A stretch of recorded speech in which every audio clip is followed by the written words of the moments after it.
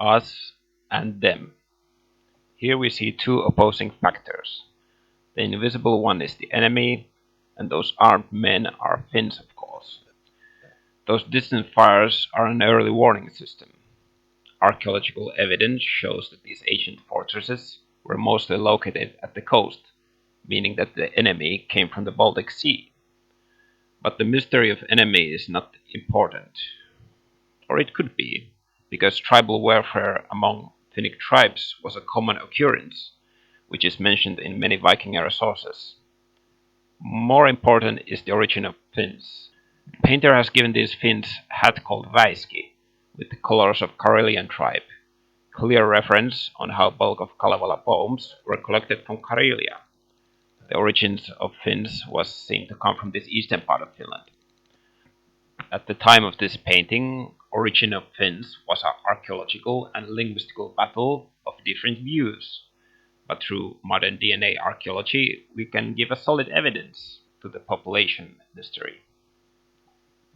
The majority of Finnish DNA belongs to a population group that was a mix of Western and Eastern hunter-gatherer groups, nomadic people that traveled between European steppe and slowly occupied the modern Finnish landscape.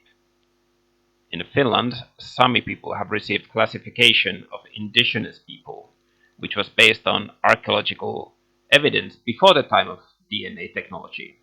Anyway, this mix of hunter-gatherer population still received two genetic pulses that made them modern Finns.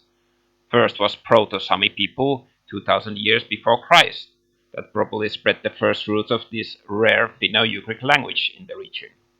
By the time Roman historian Tacitus wrote about the Finns, they were under Proto-Sami culture. Around the birth of Jesus Christ came the second DNA impulse with Metal Age invaders that were Finno-Ugric also, but this time from the Baltic. This last DNA surge is what modern Sami people don't have. Split of Sami and Finns happened during this time, but also the genetic split between Eastern and Western Finns was also happening. Population changes have changed the DNA, but also the spiritual life of a Finn.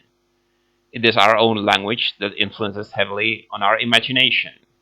This metallic age Finno-Ugric language changes perception of tools, trade, life, death, and God compared to Indo-European language speakers.